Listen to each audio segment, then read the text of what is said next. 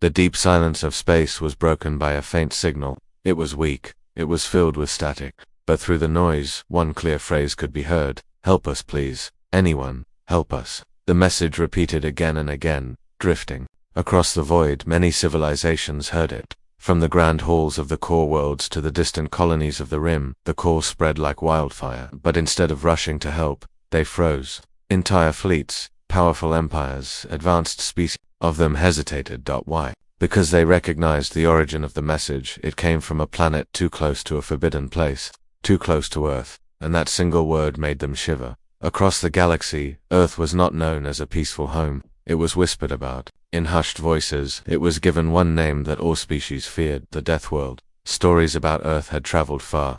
A world filled with endless storms, burning deserts, freezing poles, and predators that never slept. A planet where even the plants were dangerous, where the smallest insect could kill, and where survival meant endless struggle.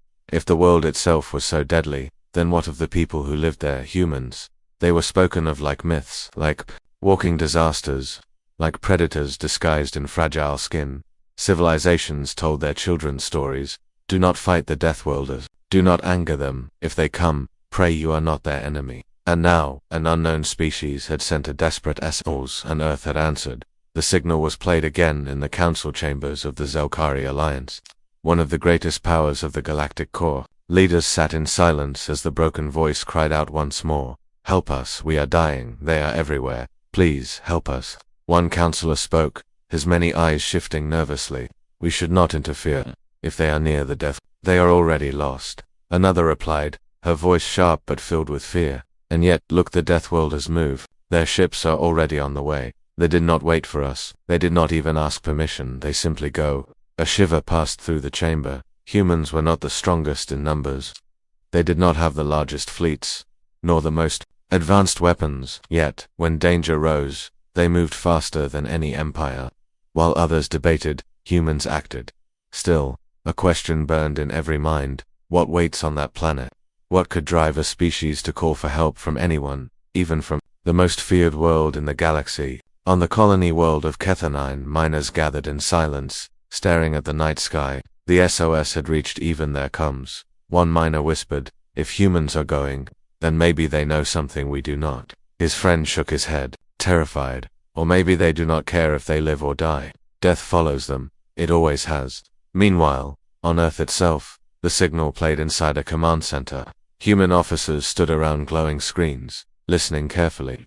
The voice of the dying species crackled in the air, broken but desperate. A young lieutenant frowned. "We don't know what's out there. Could be a trap." The commander looked at him, calm but hard. "Could be. Doesn't matter. Someone asked for help. And if the others stay out of it?" The lieutenant asked. "Then we go alone." The commander replied. No one argued. Orders were given. Ships prepared. Engines roared to life. The Deathworlders were coming. Across the galaxy, watchers trembled. They tracked the small human fleet as it left orbit, as it crossed into the black unknown. Other empires stayed silent. They whispered but did not move. The message still played, echoing into the stars. "Help us, please. They are everywhere. Help us."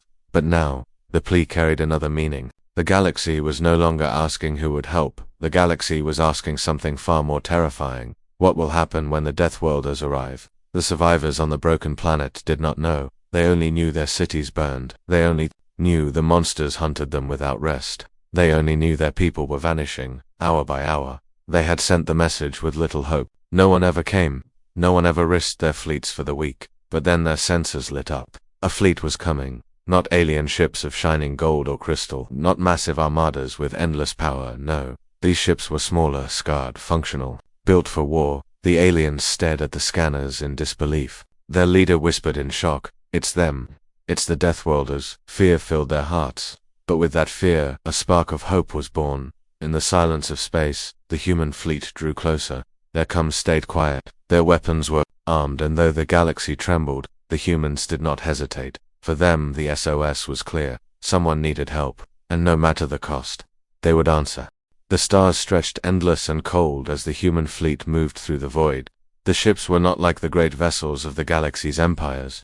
They were smaller, scarred from old battles, built with harsh edges and armor that looked heavy. and ugly compared to the shining crafts of other species, yet every bolt, every plate of steel, spoke of one thing: survival. Inside the lead ship, the crew worked in silence. No grand speeches, no songs of war, only calm voices, giving orders. A woman in dark uniform checked the nav display, her eyes sharp. A young pilot whispered to himself, steadying his hands. There was no fear here, not the kind that stopped movement. Humans felt fear, but they carried it with them like an old friend. From the outside, the watching empires saw only madness. Why would these fragile creatures rush into danger with such small numbers? Why send such little firepower when entire fleets had already failed? They stared at their long-range scans in disbelief. The Deathworlders were coming, and they were not turning back. On the planet below, the survivors huddled in ruined shelters. Their skies were black with ash. Cities that once touched the clouds now lay broken, torn apart by claws and fire. The monsters that hunted them moved like shadows, filling the night with screams. The survivors had prayed, cried out into the void, expecting no answer, and yet their senses now showed a fleet approaching. At first, hope flickered, but then they saw the ships. Their leader, an elder with trembling hands, stared at the screen. His voice cracked with disbelief. These are not warships. They are too small, too few. A younger survivor shook his head in despair. We are saved only to die again. They cannot defeat what hunts us. No one can. Yet the signal was clear. The Deathworlders were coming. The fleet dropped from faster than, appearing just beyond the planet's orbit. The human commander stood at the viewing glass, staring at the burning world below. Smoke rose even into the upper atmosphere. Cities glowed with fire. Strange, moving shapes swarmed like rivers across the land. The commander spoke softly, almost to herself. They weren't lying. This is hell. Her second-in-command stepped closer. Orders, ma'am. She did not hesitate. Send word. Ground teams deploy. Let them know Earth heard their call. Dropships unlocked from the fleet, falling through the black sky like fiery stars. Engines roared as they cut into the atmosphere. The people below looked up and saw the streaks of light. Some wept, some prayed, some shook with fear. For the first time in years, someone had come for them. The first human boots hit the ground. The air was thick, choking with smoke. Ash fell like snow. The city ahead lay shattered, its towers nothing but jagged teeth. From the ruins came the sound of claws scraping against stone, and the low growls of things that did not belong in any natural world. The humans advanced in formation. Their armor was scratched but strong, their weapons scarred but deadly. They moved with speed, covering each other, never hesitating. A survivor hiding in the rubble watched them with wide eyes. He had seen many species try to fight the monsters, and all had died screaming. But these creatures, these humans, walked forward as if the nightmare was only another day. From the dark, the first monster appeared. Its body was massive, covered in black scales. Its jaws dripped with acid, and its claws were long enough to cut steel. It roared, shaking the broken buildings. The survivor froze, certain the humans would retreat, but they did not. The commander raised her weapon. Fire. The night exploded. Bullets tore through the air. Explosives thundered. The monster staggered back, shrieking in rage. A second beast leaped from the side, claws flashing. A human soldier rolled, pulling a blade and striking upward with brutal precision. Blood sprayed. The beast collapsed, twitching. The survivor gasped. No species fought like this. Others ran, others hid, others prayed for rescue. But these humans, they ran toward death. They bled, they screamed, but they fought with a fire that could not be broken. More monsters swarmed from the shadows, dozens of them, filling the street. The ground shook with their charge. The humans did not retreat. They formed a wall, shoulder to shoulder, weapons blazing. Smoke filled the air, screams of beasts and men echoing through the ruins. One soldier fell, crushed beneath a claw. Another dragged him free, refusing to leave him behind. Their armor cracked, their bodies burned, but still they fought. Every time one beast fell, another charged. And yet, slowly, impossibly, the humans pushed forward. From above, the survivors watched through broken windows. They had believed no one could face the monsters. They had believed their world was already dead. But now, for the first time, they saw the impossible. The monsters bleeding. The monsters falling. The monsters falling. The elder who had doubted whispered in awe, "They fight. They do not stop." Another voice rose, trembling. "They are not like us. They are not like anyone. They are." The words stuck, heavy and terrifying. Deathworlders. And as the night burned, as the air filled with fire and fury, the survivors began to feel something they had forgotten long ago: hope. The air was thick with smoke, carrying the bitter taste of ash into every breath.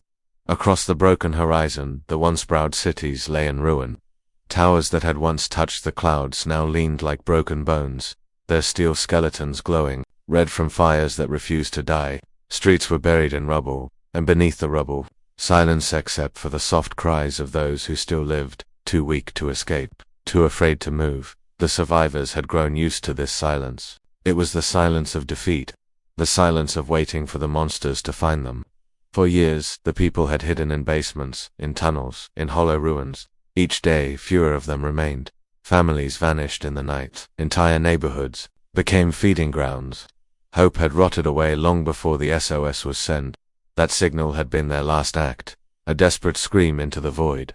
They had expected nothing, but now, the silence was broken by something new. The sound of boots striking stone, the sharp echo of weapons firing in the distance, the steady, fearless voices of humans calling to one another. The survivors peeked from the cracks of their hiding places, watching the strange figures move through the ruins. They were not tall, not armored like machines of war, not glowing with impossible technology. They were only flesh and blood, covered in armor scarred from other battles, carrying weapons that looked old, heavy, practical. Yet the way they moved, the way they stood, the way they faced the nightmare without hesitation, this was something the survivors had never seen before. Monsters filled the city, huge creatures with jaws that dripped acid, wings that shook the ground, claws that could tear through metal. They had ruled this world without challenge, feeding on everything that lived. No army had stood against them, not the fleets from neighboring systems, not the mercenaries who had once come for profit, not even their own strongest defenders.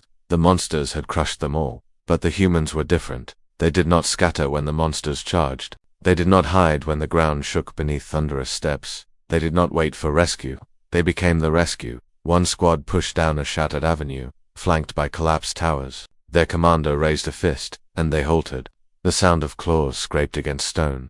The soldiers did not panic. They prepared. A shadow loomed at the end of the street, massive and black eyes burning with hunger. The beast roared, shaking. Rubble from the ruins, the humans answered with fire. Gunfire cracked like thunder. Explosions burst against armored flesh. The beast charged, but the humans did not break. One dropped to a knee, aiming steady. Another climbed to rubble for a better shot. When the monster struck, it found not prey, but hunters. It fell, bleeding into the dust, and the squad moved forward without pause. From high above, in the ruined towers, survivors watched in awe. These were the creatures called Deathworlders, whispered about in fear across the stars. The survivors had heard the stories too. They had expected monsters in human skin, cold and merciless. But what they saw were warriors who bled, warriors who shouted, warriors who fought with all they had, not for conquest but for others. A child hiding in the shadows clutched her mother's hand. She whispered, her eyes wide, "They fight for us." The mother could not answer. She only watched, tears filling her eyes. As the impossible unfolded before her. In the command post, the survivors had built deep underground. Their leader stood before the flickering screens. His people had begged him to flee weeks ago. They had said the world was lost, that staying only meant death. He had refused, not out of hope but because there was nowhere left to go. Now, staring at the screens, he saw human squads pushing deeper, into the burning city, carving paths where none had dared walk in years. "They are insane," whispered one of his advisors. "They run toward the monsters as if they want to die." "No," the leader said softly. His voice trembled, but there was strength in it too. "They fight as if they cannot imagine anything else. That is why they will not die." Outside, the city shook with another battle. A larger beast, towering and scaled, crashed through a ruined marketplace. The humans charged. Rockets screamed through the air, exploding against its hide. Soldiers darted between fallen walls, firing, shouting. The beast swiped, crushing stone and steel. A soldier was caught, thrown aside. His comrades dragged him up, refusing to leave him behind. Their fight was not clean, not perfect, but it was relentless. The beast finally collapsed, its body cracking the earth. The humans stood over it, breathing hard, bloodied but alive. And then they moved again, without hesitation, toward the next fight. The survivors began to stir. Small groups left their hiding places, drawn by the noise of battle, drawn by the fire of hope. They followed at a distance, still afraid, still unsure, but unable to look away. For the first time in years, they were not alone in the darkness. For the first time in years, they believed they might live to see another dawn. The monsters had ruled without fear, but now fear was theirs. They had expected prey, weak and easy. Instead, they faced Deathworlders, creatures who came from a world harsher than this, who had learned to live by never giving up. The galaxy called them dangerous. The galaxy called them reckless. The galaxy called them Deathworlders. But here, on this broken world, the survivors had a new name for them, saviors. And as the battles raged into the night, the survivors whispered to one another, voices trembling with new strength, "If they can fight, then so can we." The night sky glowed red above the ruined city. Fires burned in every direction, their smoke twisting into black towers that hid the stars. The ground trembled, not from bombs or machines, but from the movement of monsters. They came in waves, their howls echoing through the streets like thunder. The humans stood ready, their armor battered, their weapons hot from endless fire. And still, they did not step back. The survivors, hidden in shattered buildings, could hardly breathe as they watched. They had seen many armies before soldiers, fleets from distant worlds. All had broken when the monsters came, but the humans were different. Their line did not waver. Their eyes were steady. Their voices, calm but fierce, cut through the night. Hold the line, cover left flank, reloading. Simple words, spoken with steady control. No panic, no despair. From the shadows of a collapsed tower, a beast emerged. It was enormous, larger than any the survivors had seen before. Its body was armored in thick black scales, its claws long enough to rip through stone. Its head was covered in spines, and its mouth glowed faintly with acidic fire. The very ground cracked beneath its weight as it roared, shaking dust from the ruins. For a moment, silence fell. Even the survivors, hidden and trembling, felt the instinct to run. The monster was not just an animal, it was death-given form. Then the human commander lifted her weapon. Her voice was steady. "Target it." The street erupted. Rockets screamed into the air, smashing against the beast's chest. Heavy gunfire poured in, sparks flashing where bullets hit thick armor. The beast shrieked and charged, crushing rubble beneath its claws. The humans did not retreat. They spread out, using broken walls for cover. One soldier rolled aside as the beast's claw tore into the ground where he had stood. Another climbed onto a half-fallen bridge, firing down into the creature's eyes. Blood splattered the stone, black and burning like acid. The soldier's armor smoked, but he did not stop. The survivors could not believe what they saw. The humans moved with a rhythm, covering one another, dragging the wounded back while the others fought on. They bled, but they kept fighting. They screamed, but they did not fall silent. The monster roared again, its massive tail swinging in a deadly arc. It struck two soldiers, sending them crashing through rubble. The survivors gasped, certain they were dead. But moments later, the humans stood again, broken but unbowed, dragging each other back into formation. The commander raised her hand.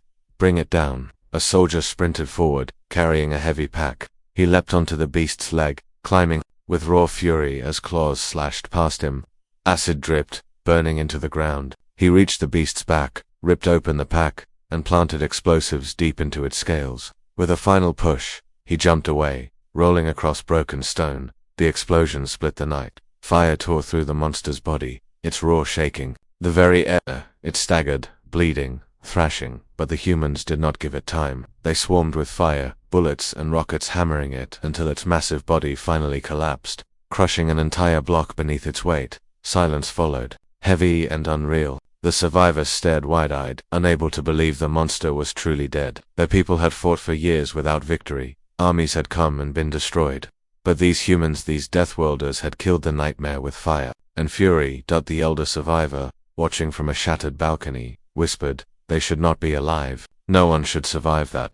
And yet, the humans stood, bloodied, burned, breathing hard, but unbroken. One soldier, face streaked with dirt and sweat, looked up at the ruined tower where survivors hid. He raised his hand, not in threat but in reassurance, a simple signal, "You are safe." The survivors did not move at first. Fear still held them, but slowly, one by one, they stepped out from the rubble. Their eyes met the humans, and for the first time in years, they felt something warm in their chests. Hope, but hope was fragile. From the distance came another sound, the thunder of many claws, the howls of countless throats.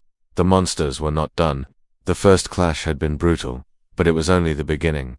The humans tightened their grips on their weapons. Their commander spoke calmly, as if the coming storm was nothing new. "Form ranks. We hold." The survivors gasped. More are coming. You cannot face them all. The commander turned, her eyes like steel. We can. And then the night shook again. The city filled with the sound of thousands of monsters rushing closer. The survivors thought the humans would flee, that even Deathworlders would retreat. But instead, the humans advanced. They stepped into the broken streets, weapons raised, faces set. The monsters surged like a living tide, their bodies blotting out the firelight. The ground shook as if the world itself was ending. The humans did not waver. They roared as they charged. A sound raw and fierce. A sound that cut through fear and filled the survivors with something they had never felt before. The monsters came to destroy. The humans came to fight. And in the clash that followed, the broken world held its breath. The battlefield was no longer a city. It was a graveyard of stone and steel. Towers that once stood tall now lay scattered as rubble. Fires burned in endless rivers, painting the sky with smoke so black it hid the stars.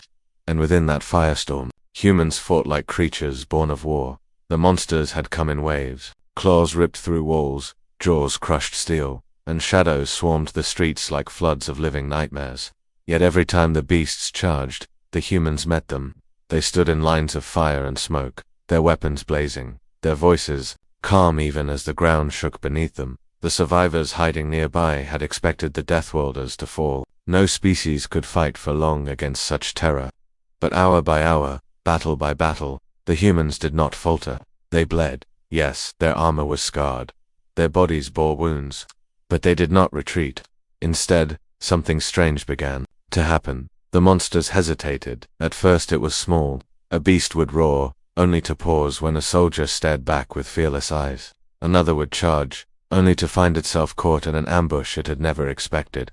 The monsters had ruled this world with pure hunger and strength. But now, for the first time, they were uncertain. The survivors noticed it too. A young one whispered as she clutched her mother's hand. "They're afraid." Her mother could not answer. She only watched as the impossible unfolded before her. Humans did not fight with one pattern. They adapted. One squad used the ruins as traps, luring beasts into collapsing buildings. Another fought in silence, moving like shadows, striking and vanishing before the monsters even knew what killed them. Others faced them head-on, taking blows that should have ended them, only to rise again with fury in their eyes. The survivors saw this and began to murmur among themselves. They had thought humans reckless, thought them mad for rushing into certain death. But now they understood. The madness was not blind.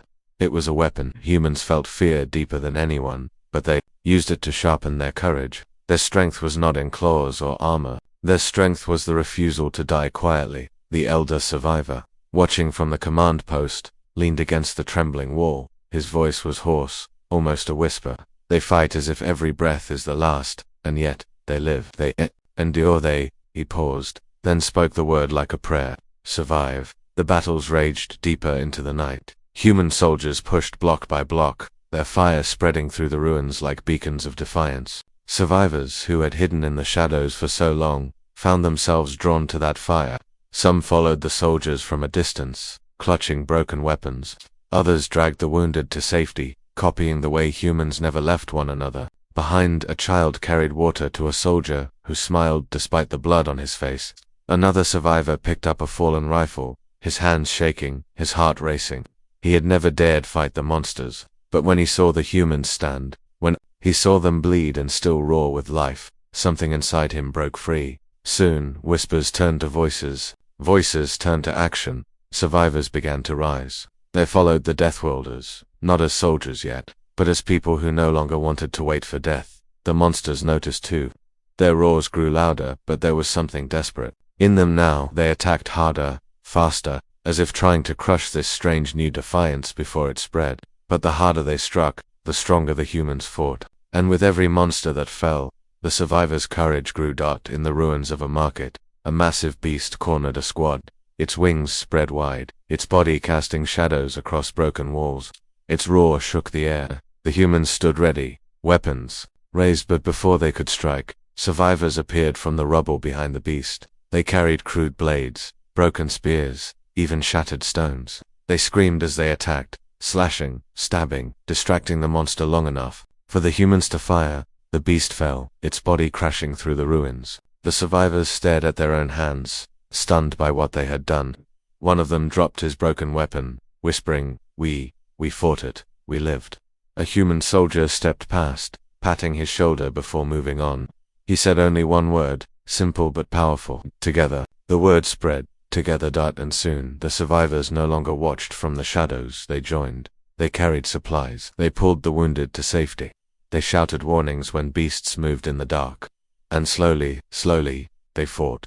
Beside the humans, the city was still burning. The monsters were still endless, but the tide had begun to shift. The hopeless had begun to hope. The silent had begun to shout. The survivors had been broken for so long, but the Deathworlders reminded them of something lost. That life was not given. Life was taken back, fought for, clawed from the jaws of death itself. The humans had come, not as saviors from a shining world, not as gods with impossible power. They had come as warriors of a death world, where even the air, the storms, and the beasts fought to kill them. They had come as creatures who had learned one lesson above. All others never stop. And now, the survivors began to learn it too. The city was drowning in fire and screams. Smoke curled through every broken street, carrying the bitter stench of blood and burning flesh. The humans had turned the tide, but the cost was heavy. Every step forward was bought with pain. Every victory left another soldier lying in the rubble. The survivors had begun to fight beside them, but they soon learned what it truly meant to fight like a death. It was not glorious. It was not clean. It was suffering. A squad pushed through a collapsed highway, their boots crunching on shattered glass. A soldier at the front coughed blood into his helmet but kept walking. His arm was broken, dangling, useless at his side, yet he held his rifle steady with the other. Behind him, another soldier dragged a comrade whose legs were gone, whispering promises that he would see the stars again. The monsters came from every shadow. Some leaped from the rooftops, tearing stone with their claws. Others crawled from the tunnels below, jaws snapping with hunger. The humans met them all, their weapons firing until the barrels glowed red, until their shoulders bruised from recoil, until their hands shook from exhaustion. One soldier fell when a beast's tail pierced his chest. His squad cried out, dragging him back, refusing to let him die alone. He gasped, eyes fading, but he smiled through the blood. Don't stop. His words were weak, but the others heard them, and they didn't stop. The survivors watched in silence. They had never seen such devotion. Their own armies had collapsed. Under fear, their leaders had abandoned the wounded. But the humans, these Deathworlders, fought for each other with a loyalty that defied reason. They bled for one another. They died for one another. A child carrying water stumbled upon a fallen soldier. His armor was cracked, his helmet broken. The child knelt, pressing the canteen to his lips. The man drank weakly, then reached out and touched the child's shoulder. You're braver than most soldiers I've seen. His voice broke, then faded forever. The child sat frozen, staring at the lifeless man. For a moment, the weight of death crushed her chest. Then she looked up at the line of humans still fighting, their faces smeared with blood and ash, and she understood. To fight here meant to die, but to not fight meant everyone would die. The battles grew worse as the night stretched on. The monsters adapted. Larger packs moved together, striking from multiple sides. Some spat acid that melted through armor. Others screamed so loud that stone shattered. The humans fell one by one, their numbers thinning. But their spirit did not break. The commander's voice carried through the comms, steady even as her soldiers dropped around her. Hold. Every breath, every second, matters. And the soldiers obeyed. In one corner of the city, a squad was trapped. Dozens of monsters surrounded them, circling, snapping their jaws. Ammunition was gone. The soldiers stood back to back, blades in hand. They knew it was the end, but they fought anyway, slashing, stabbing, roaring in defiance. They were torn apart, but they took so many beasts with them that the survivors nearby could flee. Their sacrifice lit a fire in those who lived. The survivors began to cry out with the humans. They shouted warnings. They dragged the fallen back. Some picked up human weapons, their hands shaking, but their eyes burning with the same fire. They had learned what the Deathworlders carried in their blood, the refusal to surrender. The elder survivor watched from the underground post, his eyes wet. They are dying, he whispered, and still, they fight. Why? An advisor answered, voice trembling. Because it is who they are. They do not accept death until it takes them by force. The elder pressed his hands against the cold wall, realizing the truth. The humans had come to help, knowing the cost. They had not promised survival. They had promised resistance. And that was enough. Above, the monsters roared louder, sensing that victory was slipping away. They threw their numbers into the fight, desperate to crush the humans before dawn. The commander, covered in blood and dirt, raised her rifle with shaking arms. Her voice cracked through the coms. "We don't stop, not until they do." The line of Deathworlders roared with her. The survivors heard it too. For the first time in years, their voices joined the humans. Weak at first, then louder, until the ruins shook not only with the screams of beasts but with the cries of those who refused to die quietly. Still, the price was heavy. The ground was littered with human bodies. Some lay silent, eyes staring into the burning sky. Others clutched hands with comrades as their breaths faded. Each loss tore at the survivors, but each sacrifice burned the lesson deeper into them. Survival was not given. It was fought for, paid in blood. By the time the first light of dawn touched the smoke-filled sky, the humans were fewer. Their armor was cracked. Their numbers thin, but they still stood.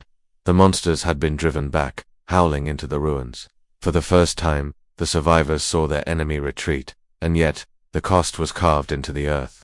The humans who still stood looked down at the bodies of their brothers and sisters. They did not weep, they did not wail, they simply nodded once, silently promising that their sacrifice would not be wasted. The survivors could not stay silent. One of them, his hands shaking but his voice strong, shouted, "We fight with you." Others followed, dozens, then hundreds, raising their voices to the ash-filled sky.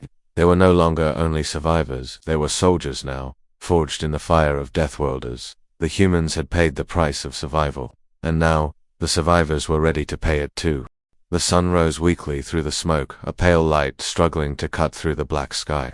It touched the ruins of the city, broken towers standing like shattered teeth, streets covered in blood and fire. For the first time in years, the monsters had pulled back, but the humans knew this was not the end. Silence filled the ruins, heavy and unnatural. Survivors held their breath. The humans stood still, weapons ready, their eyes scanning the shadows. The monsters were not gone, they were gathering. The commander raised her head, her face streaked with dirt and blood. She spoke quietly, but her words carried through the coms. "This is it. They'll throw everything at us now. They want to end it before hope grows stronger." Her soldiers listened, tired but unbroken. They had fought through the night, lost brothers and sisters, but they still stood. Around them, survivors clutched scavenged weapons, crude and weak, yet held with trembling determination. A low rumble spread through the ground, growing louder, shaking the ruins like an earthquake. From the horizon came a sea of shadows. The monsters poured through the broken streets, thousands of them, wings blotting out the sky, claws tearing through stone. The survivors gasped, their courage faltering at the sight, but the humans did not move back. They stood at the front, forming a wall of fire and steel. One soldier lifted his cracked helmet, revealing tired eyes. "One more fight," another, bleeding but smiling faintly, nodded. "One more." The commander raised her rifle and shouted, her voice sharp and fierce. "We stand here, we fight here, we end it here." The roar of monsters filled the air as the horde crashed forward. The humans opened fire. Explosions ripped through the front lines, gunfire thundered, and the ruins shook as war swallowed the city again. The survivors did not run, not this time. They screamed and charged beside the humans, swinging crude blades, throwing broken spears, firing scavenged rifles. Fear still lived in their hearts, but now it burned beside something stronger, defiance. The battle was chaos. Monsters leaped into the lines, tearing, crushing. Humans fought them hand to hand, knives flashing, fists striking even when weapons were gone. Survivors dragged fallen soldiers to safety, covering them with their own bodies. Fire lit the streets, black blood splattered across broken stone, and still the line held. A beast the size of a building crashed into the center, its body covered in jagged armor, its roar shaking the sky. The commander faced it, raising her weapon. She fired until the rifle clicked empty, then drew a blade, charging forward without hesitation. The survivors watched in awe as she leaped onto the monster's back, stabbing again and again. Soldiers poured fire into its eyes, its chest, its open jaws. The beast screamed, staggered, and finally fell, shaking the earth as it died. The survivors cheered, but the humans did not pause. The horde was endless, and the fight demanded every breath. Hours passed in fire and blood. The survivors who once hid in fear now fought with voices raw from screaming. They fought beside the humans, learning their rhythm, their courage. They fell, but they rose again. Together, they pushed back the nightmare dart at last. As a second sun began to rise behind the smoke, the tide shifted. The monsters, broken and bleeding, began to retreat. Their howls turned from hunger to fear. Their bodies fell in heaps across the ruins, their numbers thinning. The survivors looked on in disbelief. For years they had known only loss, only despair. And now, the monsters, their masters, their nightmares, were fleeing. The commander stood among her soldiers, her armor cracked, her face marked with cuts. She raised her weapon high, her voice carrying across the ruins. They're running. They know we won't stop. The line of Deathworlders roared, their voices rising above the flames. The survivors roared with them, voices shaking the broken city. The sound carried far, a cry of victory that echoed into the skies. When the last monster vanished into the horizon, silence returned. But this silence was different. It was not the silence of death. It was the silence of survival. The survivors fell to their knees, some weeping, some laughing, some staring in shock. They had believed their world lost, but now they were alive, and they knew why. The humans, the Deathworlders, had answered their SOS. They had come through fire and blood, and they had not stopped. They had paid with their own lives, but they had saved a world. The elder survivor, his voice trembling, sent a message out into the stars. His hand shook as he spoke, but his words were clear. To the galaxy, hear us, we called for help. None of you came, none but them, the humans, the Deathworlders. They stood where all others ran. They bled where all others turned away. They fought, and they saved us. His voice grew stronger. If ever you cry for help, know this. The Deathworlders will come, and with them comes fire. With them comes survival. With them comes hope. The message spread through the galaxy, carried on every channel, heard in every system. Some listened with awe, others with fear, but all listened. And far above the broken world, in their battered ships, the humans prepared to leave. They had not come for glory. They had not come for thanks. They had come because someone had cried for help, and they would answer again.